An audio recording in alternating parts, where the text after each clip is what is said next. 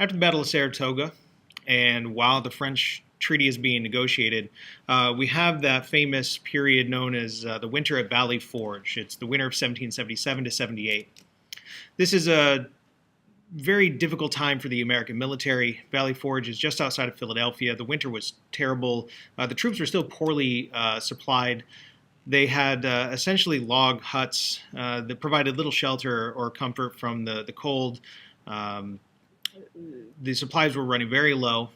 2,500 soldiers died, another 1,000 deserted during this winter.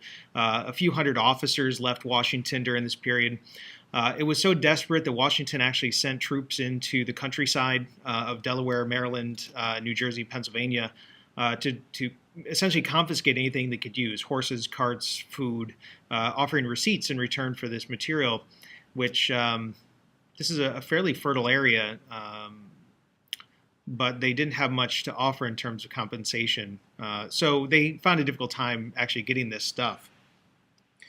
It's by March that the military had recovered enough that they could start the training program that was implemented by Baron von Steuben, a Prussian military leader, very energetic, used tons of profanity and lots of energetic gestures to teach the American military how to basically be soldiers, instructed them in close combat drill. We also have another foreign volunteer that becomes famous, known as the Marquis De Lafayette.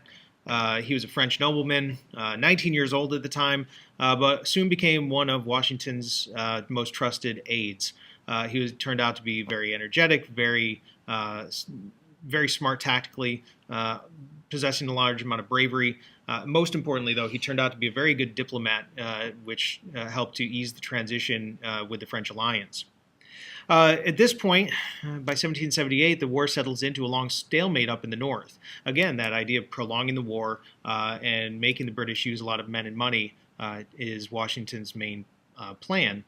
The war is going to be shifting into the south, where the British think that they can use the loyal Tories more sympathetic down there.